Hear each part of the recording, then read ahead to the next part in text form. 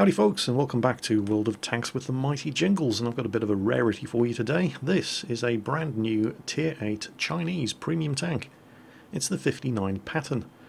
Most of you have probably never seen this before, although if you're playing on a North American server you've probably been seeing a lot of these things lately. What the heck is this? Well, in the 1960s, China started experimenting on a whole bunch of replacements for the Type 59. One of those experiments involved taking a Type 59 hull and sticking on top of it the turret from an American M48A3 Patton. And that's exactly what this is. So how can you get your hands on this tank? Well, if you've been playing on the North American server, it's already been available since the 1st of September in the North American Premium Gift Shop. Now, I can't say for certain when it's going to be available on the EU server. However, I was asked to keep this video review under my hat until the 3rd of September. So the chances are, if you're sitting watching this video on the EU server, the tank is already available in the EU Premium Gift Shop from the 3rd of September on as well. And if you take a look at the details of the special that are due to be unveiled on the North American server, you can see that the 59 Patton is not the only new tank that's going to be making an appearance, and I have it on fairly good authority that machines like the M56 Scorpion tank destroyer and the Kanonen Jagdpanzer tank destroyer are also going to be coming out very, very soon. No idea what the 4th tank is though. I guess we'll find out sooner or later. Anyway, back to the 59 Patton. What's this tank like? Why should you buy it? What does it have that's good, that should convince you to part with your money in order to buy this tank? Well, it's a Tier 8 premium, so it's got that credit coefficient that means you are never going to lose money driving this tank. Well, you're probably never going to lose money driving this tank. In common with pretty much all of the Tier 8 medium tanks, including the premiums, with the exception of the Mark I Centurion, which has a very, very good 20-pounder gun, the penetration with standard ammunition is lackluster, to say the best. 173mm, but in common with other Tier 8s like the Pershing and like the Super Pershing, while the standard credit ammunition penetration could be a lot better, the premium ammunition is very, very good indeed. 250mm of penetration here on the 59 Patton. Not as high as the premium penetration on the Pershing or the Super Pershing, but still pretty damn impressive. So particularly when you get into Tier 9 and 10 games in this machine, you're probably going to be firing a lot of heat ammunition, and that's going to chew into your profits. Nonsense, Jingles, you don't have to fire gold at everything, just aim for weak spots. Well, yeah, but it's got .38 accuracy, which isn't bad, but it's borderline bad. Well, alright, Jingles, it's a fast medium. It says there it'll do 50 kilometers per hour. Just use the mobility, get around the sides and rear, and shoot them from there. Well, yeah, and again, that's where you come into another problem with the 59 Patton. It's got a really bad engine. It will do 50 kilometers per hour in a straight line, and it'll exceed that a little going down a hill. So it is quick in a straight line, but it's only got a 520 horsepower engine, and it's a 37 ton tank, which means that it has a power to weight ratio of 14.13, which is not good. It's not bad, of course. I mean, if you want bad, have a look at the Super Pershing. That monster doesn't even manage 10 horsepower per ton, but it's definitely not good either. Well, how would you define good? Well, the T44 is good. Fully upgraded, the T44 has 20 horsepower per ton. Well, okay, what about good enough? Well, I'd say that the M26 Pershing was good enough.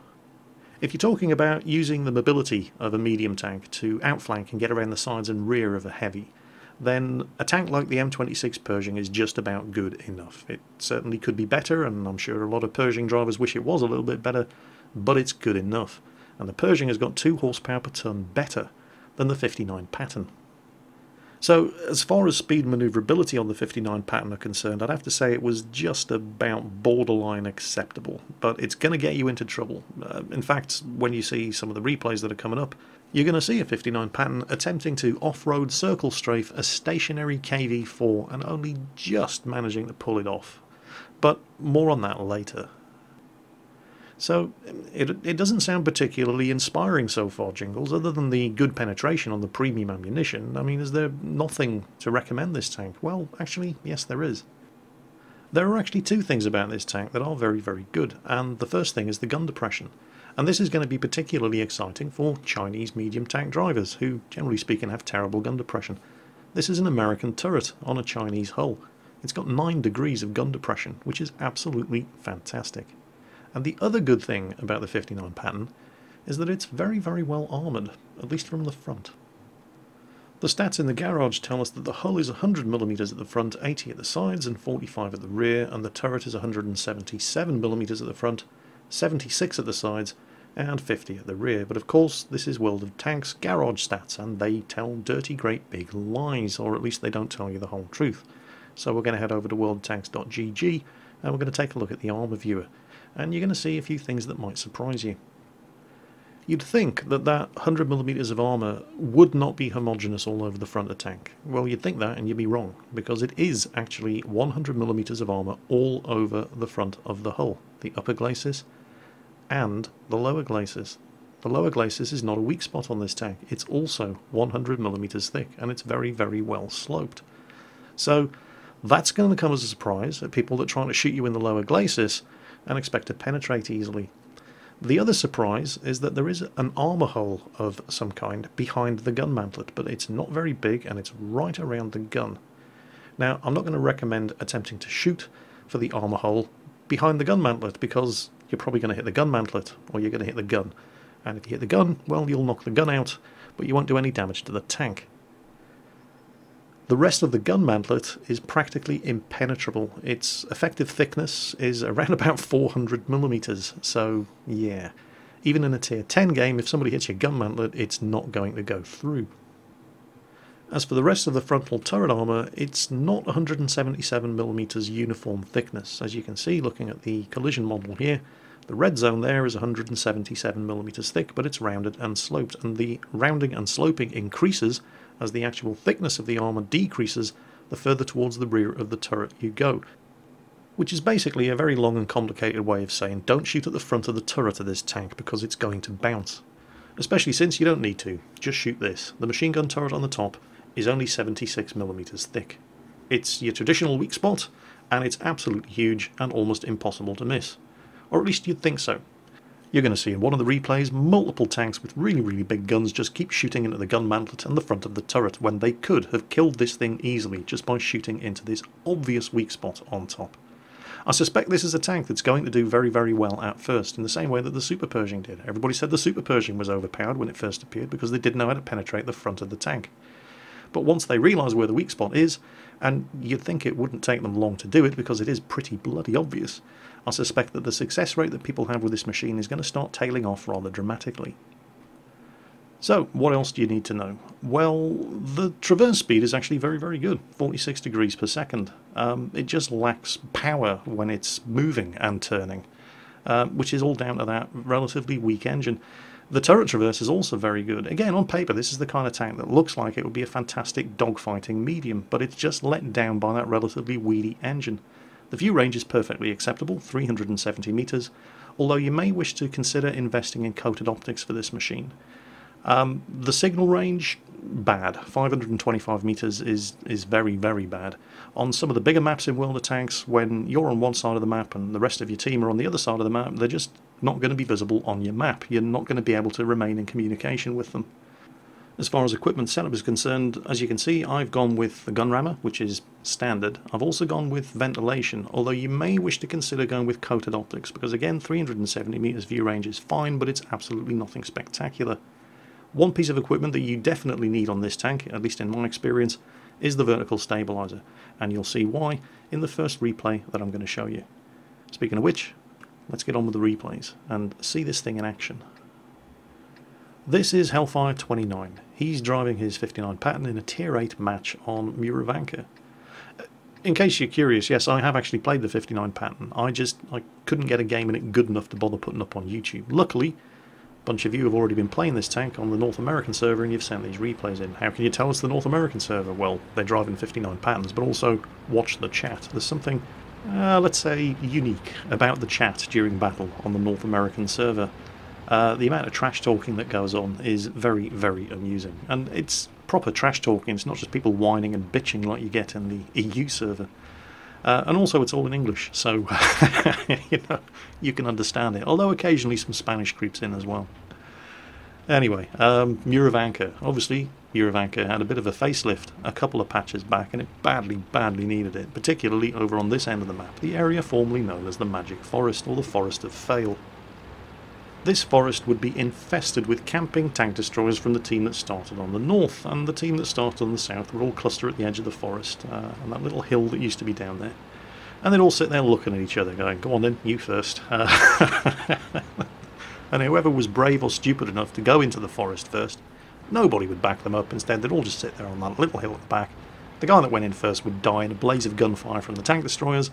Maybe one of the tank destroyers would get spotted. The guys at the back would take a couple of shots, do a little bit of damage. If they were lucky, they might even kill him. And then they'd all sit there looking at each other going, "Okay, who's next?" That's what it used to be like on Muir of Anchor. This map badly needed the changes that have been made to it. Now you can actually have a fight over here in the forest. And there is going to be one hell of a fight over here in the forest. Do you remember that AMX 5100 that got spotted on the other side of that ridge? He's not hanging around, and that Cromwell is about to run into serious problems. There he is. This guy's getting well stuck in. Note the AMX 1375 that's coming over as well. Cromwell just managed to avoid getting finished off by that KV3 up there, and we're going to see more of him in a moment as well. But check out the 1375. That's another tank that really doesn't have enough engine power to do the job that it's supposed to do. He's just... Oh, Trax absorbed a shot there from the 5100. But the 1375 is getting caned. He just does not have the engine power to be as manoeuvrable as he needs to be when he's engaging a tank like an AMX 5100 on terrain like that. Speaking of which, there's the KV4. Now, watch this. First of all, great gun depression. 9 degrees of gun depression, but only 173mm of penetration, and that's a KV4. If it hadn't been for this ridge that he was able to use to get a little bit of speed up, he would have probably taken a hit from that KV4 on the way over. And a clean miss there. And this is why I definitely recommend fitting a vertical stabilizer to this tank. You're not going to believe the amount of shots that he misses from practically point blank range in this machine while he's on the move. Vertical stabilizer needed equipment on this machine. He's of course now switched to his high explosive anti-tank. Closes in. Is he going to get a finish off the KV4?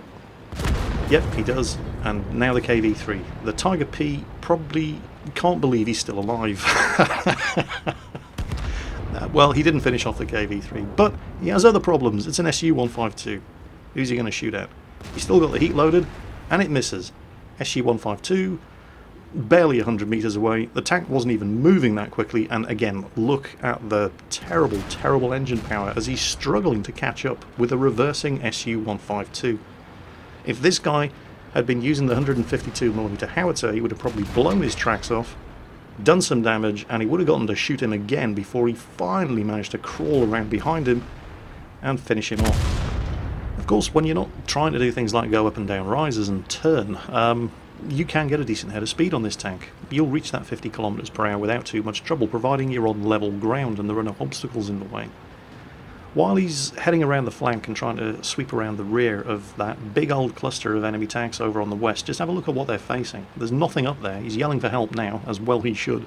That Ferdinand, he's not completely alone there. You can't quite see it on the map. There is a heavy up there with him. I think it's one of the ISs, but that's pretty much it, holding back something like 6 or 7 enemy tanks. The Ferdinand did a fantastic job. And I'm pretty sure he's not fully upgraded either. I think he only has the first 105mm gun. But then again, he is a Ferdinand. Upgraded or not, he's still got that Ferdinand armour. And this is a tier 8 game. So, strong tank and a good tank to have in that position. They've evened the scores again. There's an IS-2. And he missed. At that range. This is why you need a vertical... I mean, if there haven't been enough examples of it so far in this replay, this is why you need a vertical stabilizer in this tank. Finally, close to 50 meters, and he was able to put a shot into the side of the IS-2. You may have noticed there's a couple of bugs in the replay camera in this replay. I'm not sure why. I'm not running World of Tanks with any mods whatsoever, but every now and then the gun sight just gets stuck on a piece of scenery. So it looks like he's actually aiming at somewhere other than where the gun is pointing. It's just a replay bug. Nothing I can do about it, I'm afraid. Now, what else is up there? He's using concealment wisely. Cromwell's going up. Cromwell's going to spot some targets. There you go. What do we got? He's never going to hit that guy. He's backing up over the ridge. Somebody's putting some shots into him, however, and the Cromwell has just spotted a Jagdpanther.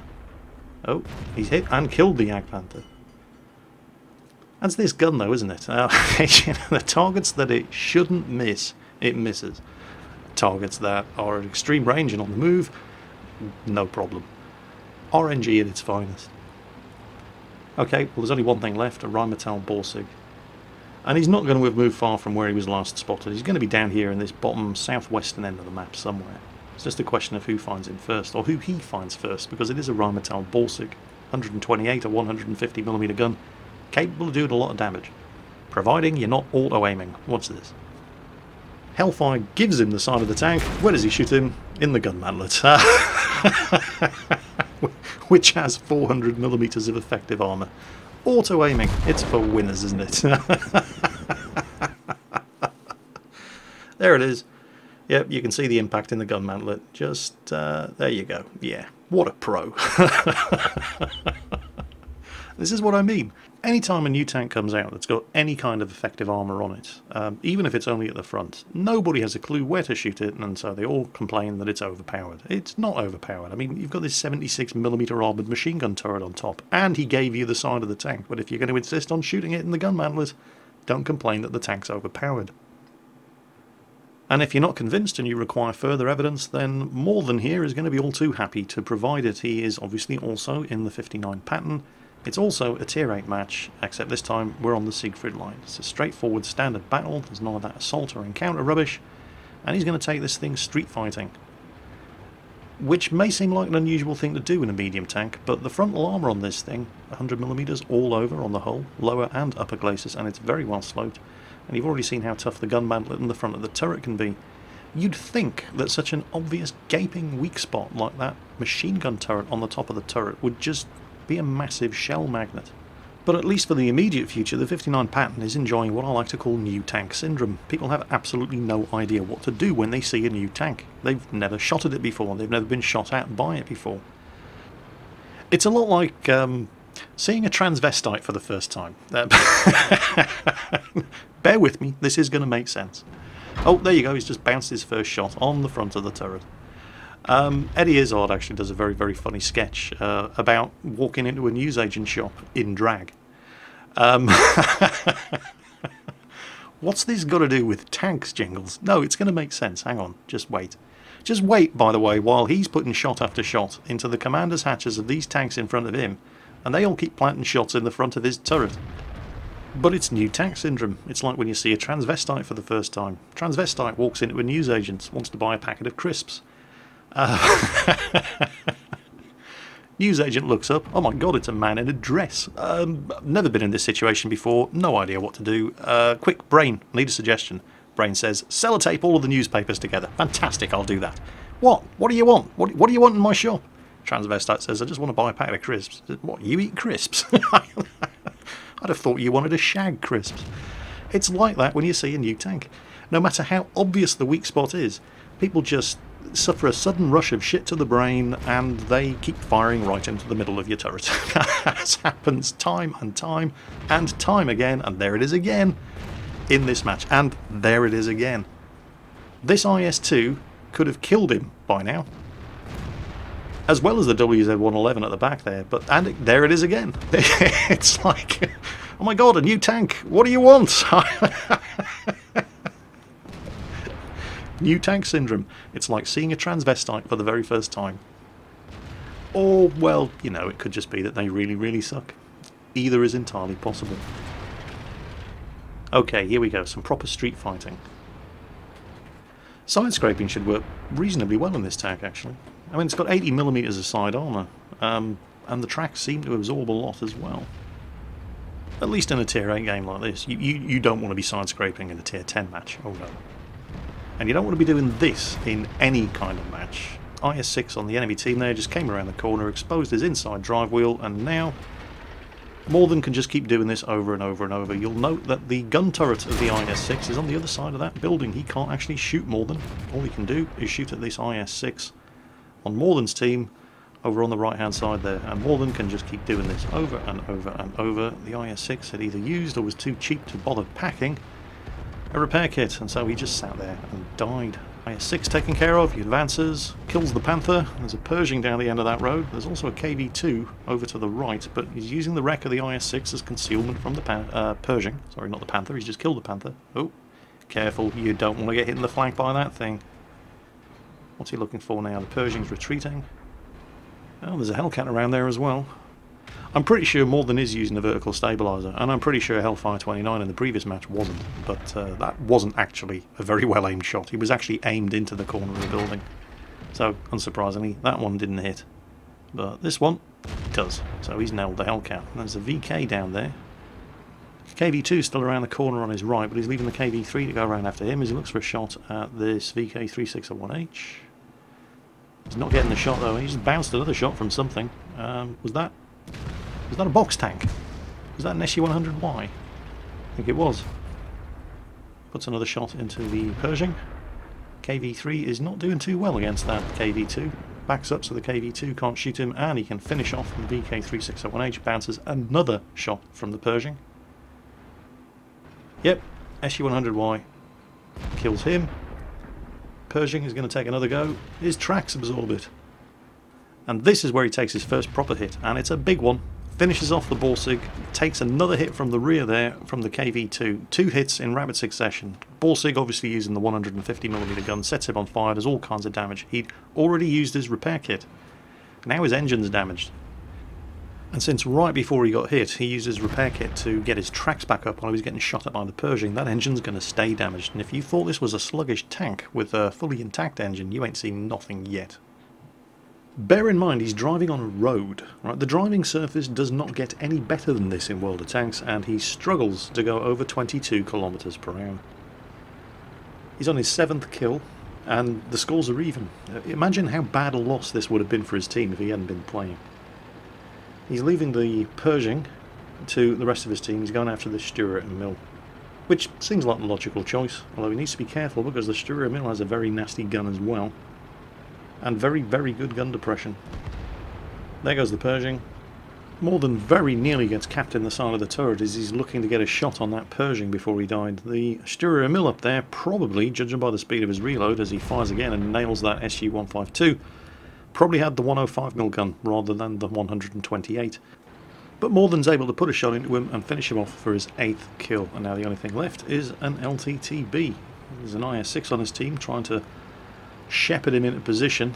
And Morden, well, the thing is, when you're in a 59 Patton, at the best of times, even with a fully intact engine, you're never going to chase down a machine like an LTTB. So, with a damaged engine and the best practical top speed of 22 kilometers per hour, you've got to try to predict where he's going to be based on where he was last spotted and where your team are likely to... Oh, there he is. He's coming around.